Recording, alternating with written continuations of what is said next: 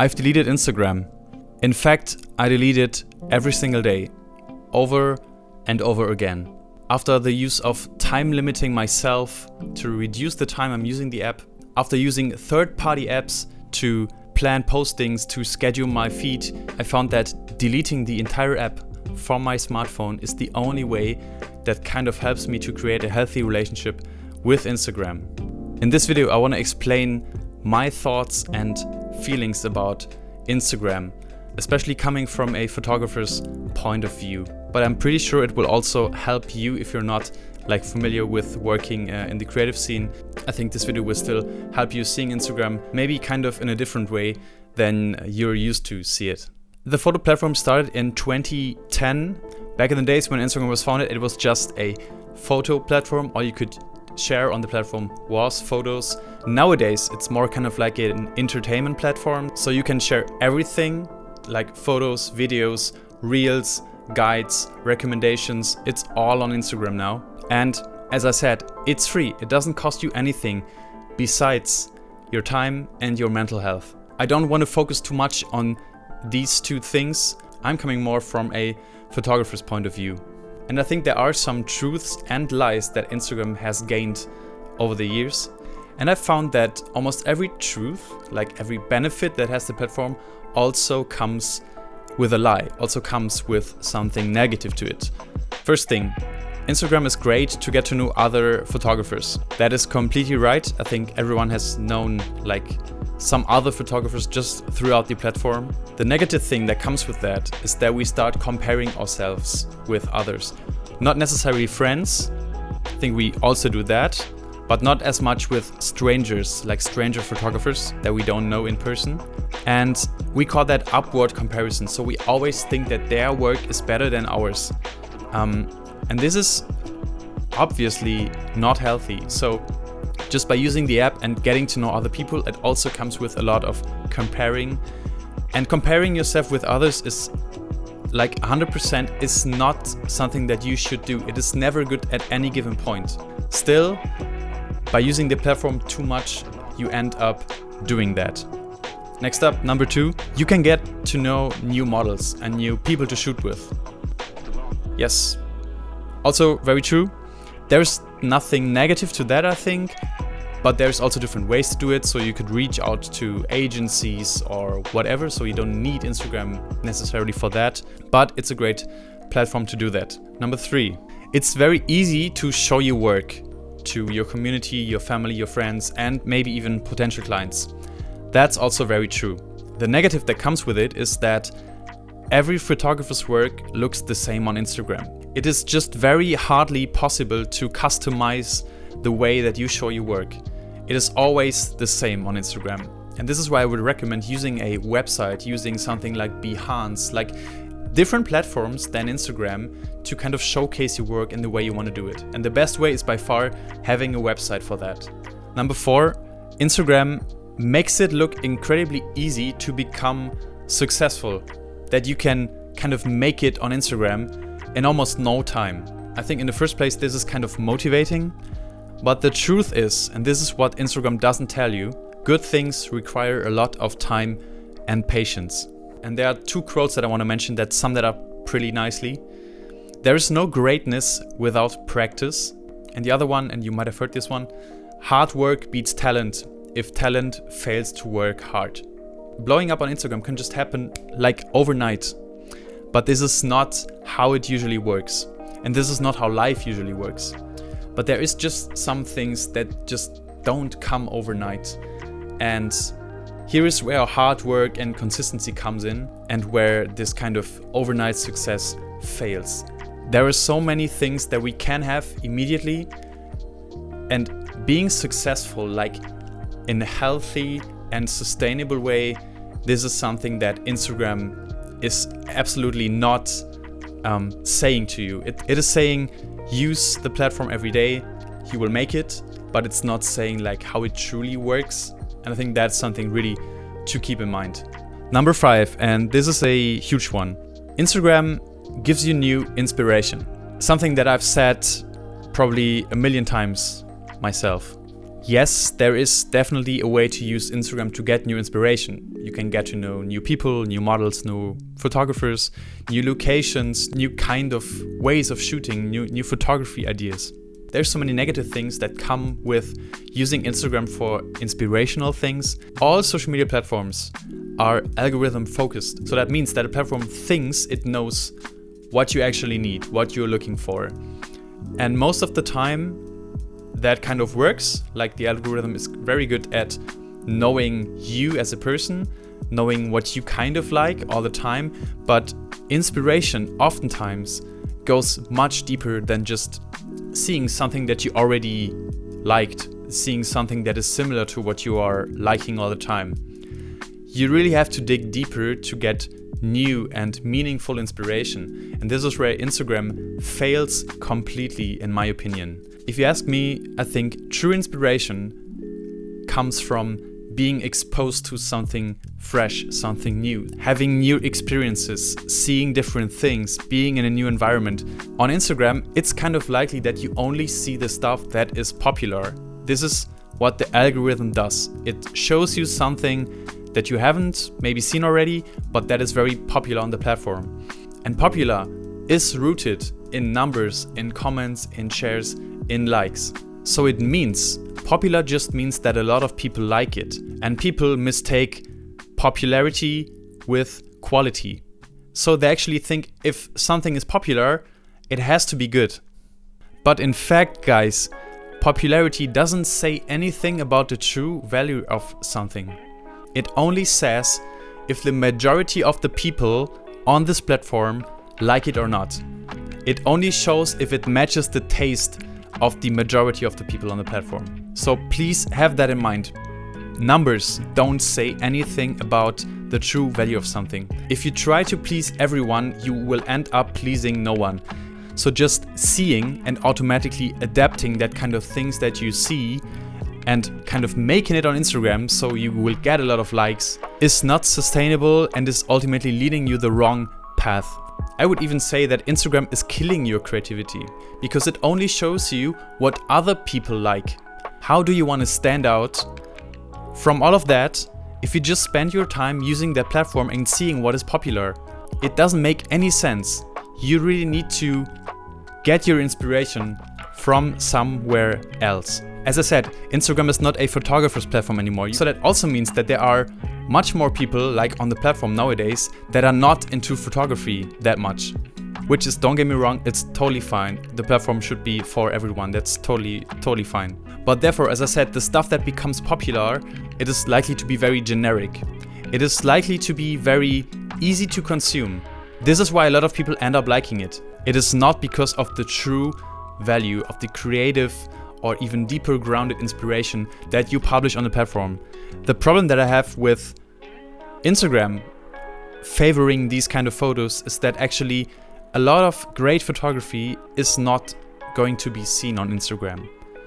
There is a lot of great documentary photography, a lot of great street photography, even nature photography, and even photography that is conceptual. And I don't know, it is so likely that all of these great photographs won't make it on Instagram because they are not easy to consume. It requires a lot of time to actually dive deep into those kind of topics and photographs. Sometimes it is even unfair to post that kind of photo because you're not even able to fully see like what there is on that photo because you're just reviewing it at your tiny smartphone screen. So there is no way to really understand the photo. So what happens is that if you use Instagram as your only source of inspiration, you end up thinking that, oh, that kind of photo is popular, so maybe I should do it myself. If I want to create a popular photo, this is what I should do. Nothing wrong with that. But to be honest, would you really call that inspiration? So if these are the only photos that are popular on Instagram, this is what the majority of the other photographers will see on Instagram. So they kind of end up taking the same photos. But as I said, photography can do so much more with lighting, with framing, with composition, with tiny imperfections. So I would highly recommend to you to get your inspiration from different sources than Instagram. I would say pretty much everything that you can use is better than using Instagram as your main source of inspiration. It can be photo books, it can be podcasts, it can be videos, it can be discussions. There is so many things. Like photography has been around for over 100 years now. And even photographers from like 50, 70, 80 years ago have created such a huge amount and such an incredible amount of work that you have access to. All you need to do is search for that and get your hands on that photo book. And this is something that we've heard like also probably a million times, that a lot of people want to get their inspiration from photo books.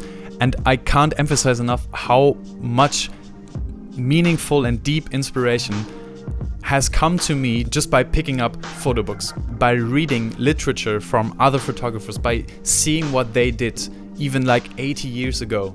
Trust me, if you haven't picked up any photo book from your favorite photographer, from your favorite photographer that you maybe don't even know at all because you're not looking for them, you're just looking on Instagram, please do me a favor and pick up a photo book. And trust me, the way you consume that and the work that is in those photo books from years and years ago is so much more meaningful and creative than you will ever see it on Instagram. This is the last one that I want to say about Instagram. As I said, we think new inspiration comes from seeing new things, but I found that true inspiration actually comes from listening to yourself. Especially, and I've said that also quite often on this channel, if you want to work on your own photography language, on your photographic voice. There is one tip that I can give you if you want to become better at photography, and it's go out and shoot.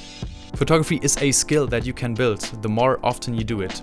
It has a lot to do with creativity, don't get me wrong, but still, just by doing it, like doing it over and over again, you will become so much better. And by doing that, you shouldn't worry about your gear and you shouldn't worry about the opinion of others. Trust me, we are always kind of waiting for something that we should complete first before we can do something else. We are always trying to make everything 100% perfect. But tell me, how are you gonna make a perfect decision in the world where perfect decisions don't even exist? How is that going to work? If you always think you need that perfect gear, that perfect location, that perfect model, that perfect lighting, that perfect whatever it is, this is procrastination at its finest. And by only trying to make it perfect and waiting for that perfect time to do something, you will end up with doing nothing at all. And on top of that, you will miss a lot of chances to actually grow. So don't try to make that 100% perfect decision, but rather try to make like 51% decisions, something that you think is right. And by doing more 51% decisions instead of just 100% or 90% decisions, you will end up learning a lot more. And doing a 51% decision means that you actually starting to trust yourself. It means focusing what you actually want to say and what you want to express. And there is something that I always tell people, like when they ask me about how I see this kind of inspiration and like practical thing with photography. And I would always say, create more than you consume. This is something that stuck with me for a lot of time. And I think it is so valuable, this kind of sentence, create more than you consume. It is good to get new inspiration, but it's not as important as creating it yourself. Please take that to your mind and to your heart. And I think every photographer would tell you that.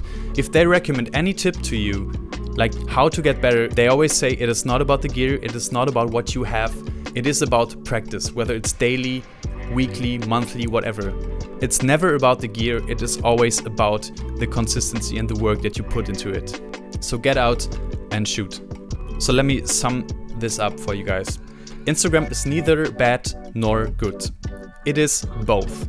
It all comes down to having a good relationship with the platform. And here are the tools that I use to try to get a healthy relationship with Instagram. Clarify and think about your intention and your motivation behind using Instagram.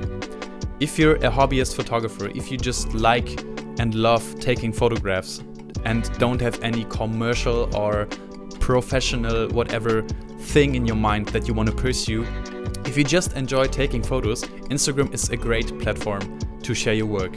It is a great way to see what is possible with photography, like different genres, different people, different styles, different gear, locations, as I said, whatever. I'm not saying that you have to be a professional photographer at any point in the future, but the reason I'm using Instagram is different from that. I'm actually seeing myself as a photographer, of course, but more as an artist. So the things that I want to share, they go deeper than just having like a nice photograph. Having that in mind, there is some things that I'm using Instagram for. I'm using Instagram, for example, to having that kind of exposure, like sharing my work with the world, with my friends, with my community, and maybe even having some potential client ending up seeing it. It is a great way to make my work visible on the internet. Still knowing that I probably won't get hired just for having like a nice Instagram feed, so I also need to have a website and all of that in order to get hired. Still, Instagram allows you to be visible very easily. It is also a very nice way to show that you're not just a photographer, but that you are also a human being, like sharing something from your daily life, from your hobbies, from your friends, from your vacation, from your food, from your fitness. Instagram is a great platform to share that. And of course, it's a great way to interact with your community. So I'm trying to use Instagram in the most efficient way possible.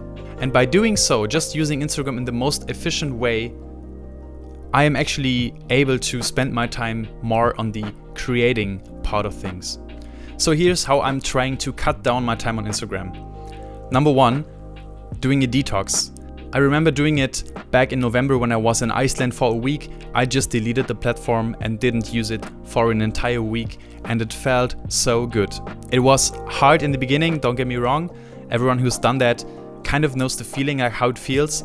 Still, it is an amazing feeling just being totally free for a specific amount of time. Number two, use your laptop or your iPad or your whatever device to use Instagram. Everything besides your smartphone.